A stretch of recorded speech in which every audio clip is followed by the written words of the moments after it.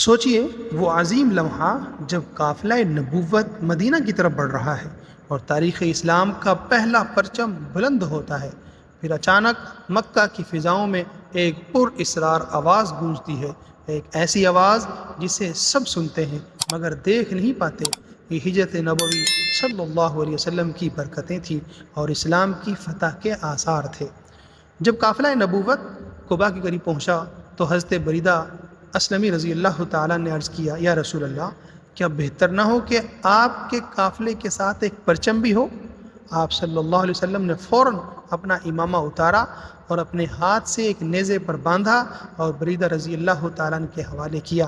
یوں وہ پرچم بلند ہوا اور حضرت بریدہ رضی اللہ تعالیٰ عنہ اسلام کے پہلے علمبردار بن گئے۔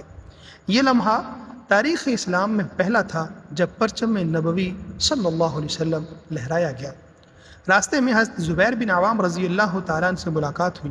وہ تجارتی قافلے کے ساتھ شام سے لوٹ رہے تھے۔ انہوں نے اپنے محبوب نبی صلی اللہ علیہ وسلم اور اپنے خسر یعنی سیدنا صدیق اکبر رضی اللہ تعالیٰ عنہ کو سفید کپڑوں کے جوڑے پیش کیے اور کہا، میں قافلہ اور مال مکہ پہنچا کر فوراً ہجرت کے لیے مدینہ آؤں گا۔ ادھر مکہ مکرمہ میں ایک حیرت انگیز واقعہ رونما ہوا۔ لوگوں نے ایک بلند آواز سنی۔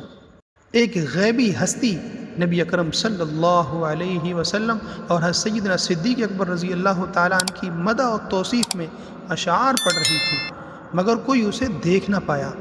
آواز میں کہا گیا، اللہ رب العرش ان دونوں رفیقوں کو بہترین جزا دے جو معبد کے خیمے میں اترے اور خیر کے ساتھ روانہ ہوئے۔ قسم ہے محمد صلی اللہ علیہ وسلم کا رفیق وہی کامیاب ہے۔ اہل مکہ حیران تھے کہ آواز صاف سنائی دے رہی تھی مگر بولنے والا دکھائی نہیں دیتا تھا۔ حضرت اسماء بنت ابی بکر رضی اللہ تعالی عنہا فرماتی ہیں، ہمیں اسی آواز سے معلوم ہوا کہ رسول اللہ صلی اللہ علیہ وسلم مدینہ کی سمت روانہ ہو چکے ہیں۔ یہ ہجرت کی گھڑیاں تھیں جہاں قدم قدم پر اللہ کی نصرت ساتھ تھی۔ پرچم بلند ہوا، مدینہ قریب تھا اور کامیابی اسلام کے مقدر میں لکھ دی گئی تھی۔